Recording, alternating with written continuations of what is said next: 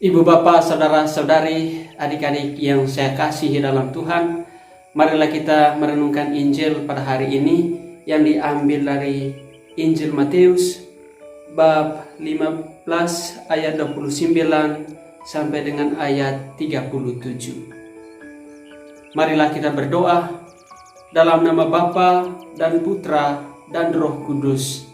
Amin. Tuhan beserta kita sekarang dan selama-lamanya. Inilah Injil Yesus Kristus menurut Matius. Dimuliakanlah Tuhan.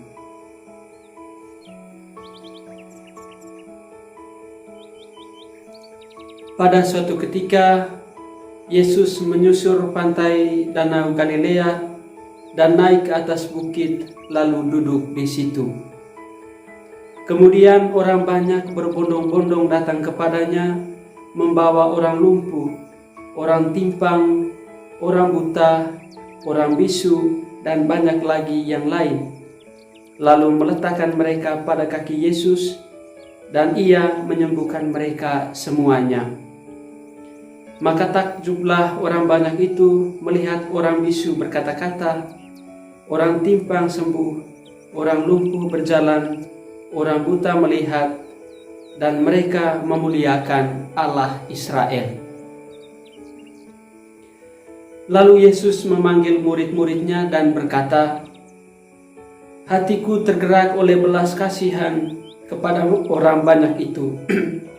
Sudah 3 hari mereka mengikuti aku dan mereka tidak mempunyai makanan. Aku tidak mau menyuruh mereka pulang dengan lapar, nanti mereka pingsan di jalan.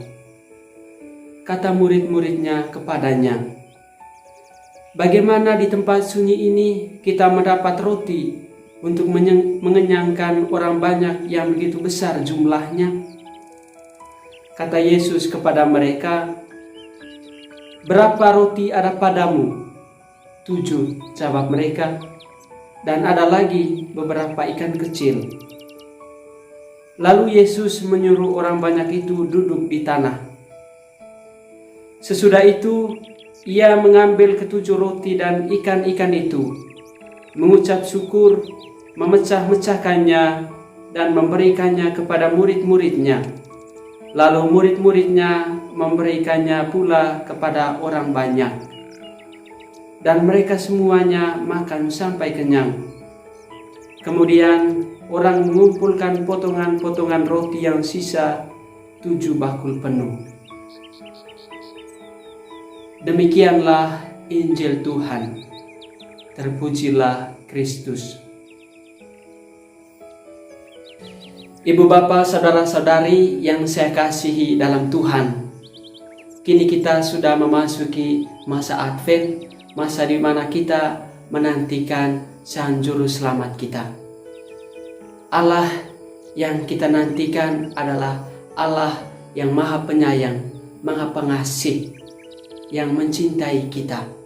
Bahwasanya Ia hadir dan mau tinggal bersama kita pertama-tama karena Ia mencintai kita, Ia mengasihi kita. Ia tidak mau hidup kita binasa oleh karena kelemahan dan dosa-dosa kita. Untuk itu Ia hadir untuk memulihkan hidup kita. Ibu bapak, saudara-saudari yang saya kasihi dalam Tuhan, gambaran Allah yang Maha Pengasih sangat indah dilukiskan dalam Injil yang barusan kita dengar bersama. Kata kunci yang patut kita renungkan bersama dari Injil yang kita dengarkan tadi, bahwa Yesus tergerak hati oleh belas kasihan kepada orang yang mengikutinya. Hati yang berbelas kasih inilah yang kemudian memungkinkan mujizat-mujizat penyembuhan atas orang yang memiliki banyak penyakit bisa terjadi.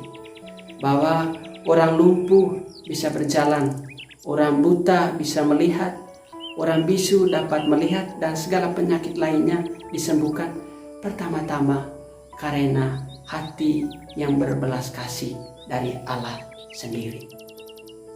Ibu bapak, saudara-saudari yang saya kasihi dalam Tuhan. Sembari menantikan kehadiran, kedatangan Allah yang maha belas kasih ini melalui Injil yang barusan kita dengar bersama, kita juga diundang untuk menjadi seperti orang banyak yang berbondong-bondong mengikuti Yesus. Berbondong-bondong mengikuti Yesus kita bisa maknai sebagai suatu kesempatan untuk selalu bersama dengan Yesus. Bahwasanya kita hendaknya memiliki waktu untuk bersama dengan Yesus, berdoa, mendengarkan kehendak Yesus. Sebagaimanapun padatnya kesibukan dan rutinitas kita setiap hari, hendaknya kita tetap memiliki kesempatan untuk berdiam diri, untuk ada bersama dengan Allah sendiri, mendengarkan Allah. Waktu berdoa itu sangat penting, karena kesempatan seperti itulah yang memungkinkan kita untuk dipulihkan kembali dari segala hal yang merintangi hidup kita. Bapak, Ibu, saudara-saudari yang saya kasihi dalam Tuhan. Selain itu, kita juga dipanggil untuk menjadi duta belas kasih bagi orang yang ada di sekitar kita. Sambil kita menantikan kehadiran Allah yang maha belas kasih itu, kita juga hendaknya menjadi duta belas kasih Allah. Kalau kita sudah menerima rahmat-rahmat belas kasih dari Allah, kita pun dipanggil untuk mewartakan belas kasih Allah itu kepada orang-orang yang berada di sekitar kita.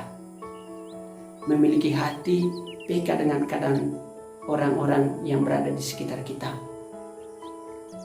Semoga kita, oleh karena firman yang barusan kita dengar, pertama-tama kita dipanggil untuk memiliki waktu untuk selalu berada bersama dengan Allah. Dan yang kedua, kita menjadi duta belas kasih Allah bagi sesama kita. Semoga rahmat Tuhan menyertai kita. Amin. Dalam nama Bapa dan Putra dan Roh Kudus. Amin.